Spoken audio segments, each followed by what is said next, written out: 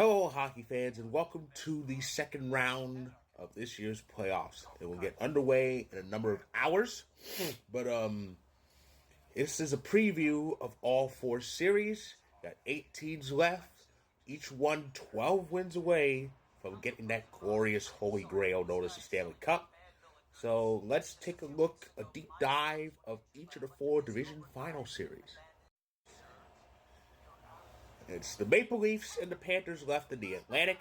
A lot of media, sports media in Canada kind of talks about the Leafs every year and says with that this year it's different vibe.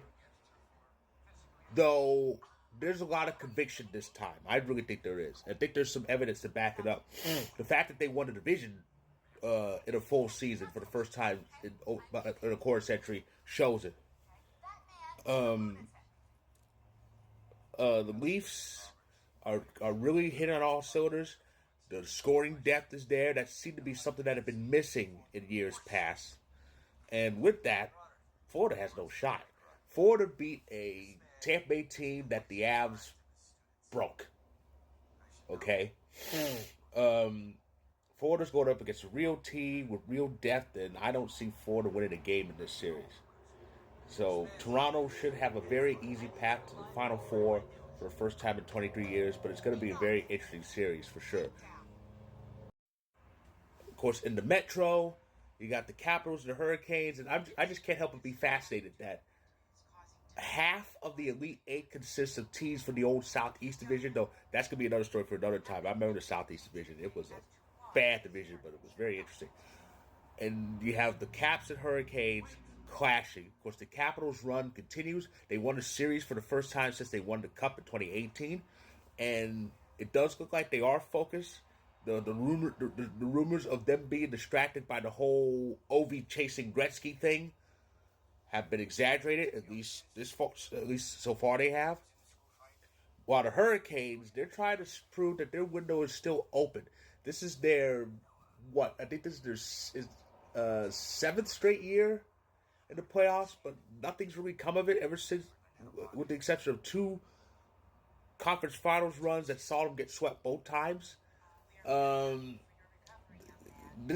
really need this. They really need this year to happen, and I kind of think they have it in them to beat out Washington, but we don't know because this round 2 seems to be a dead end for them for the most part.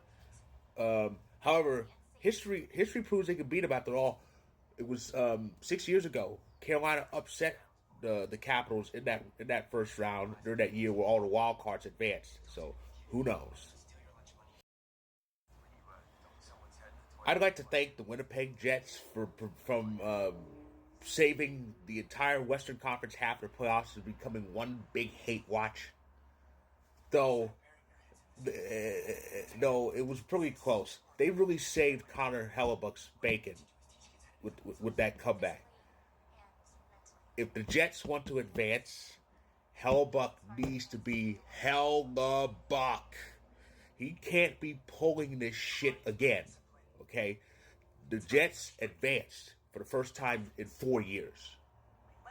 They made it past round 1. Now they need to.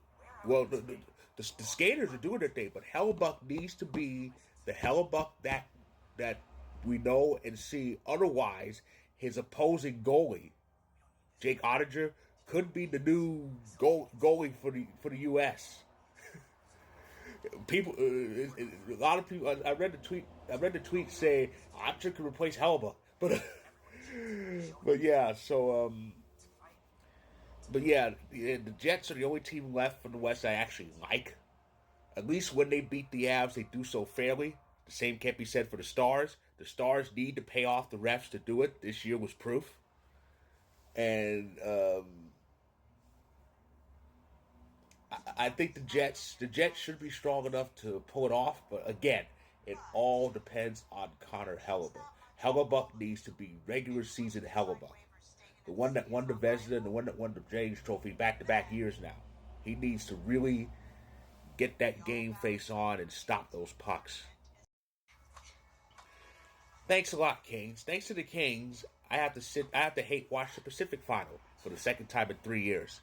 So it's Vegas and Edmonton going at it again, and this is gonna be an interesting series. I know that much. It is.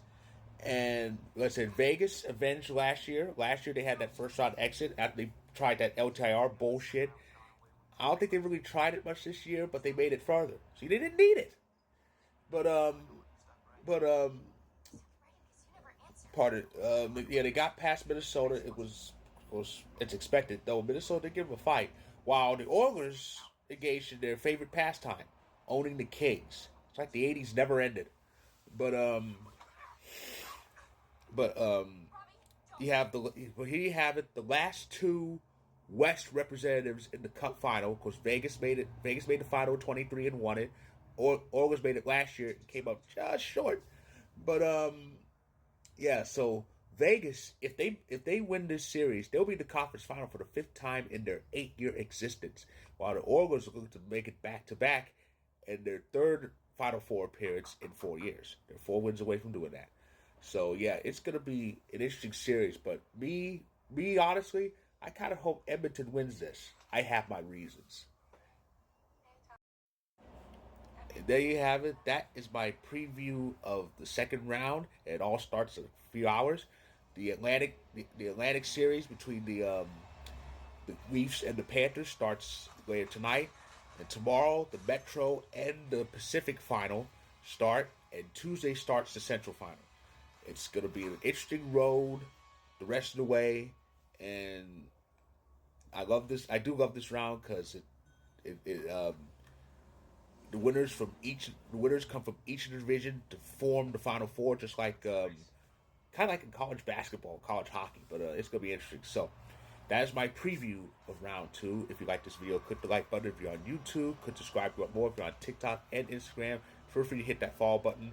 My preview story on Vocal, there's the link up there. Check it out when you can.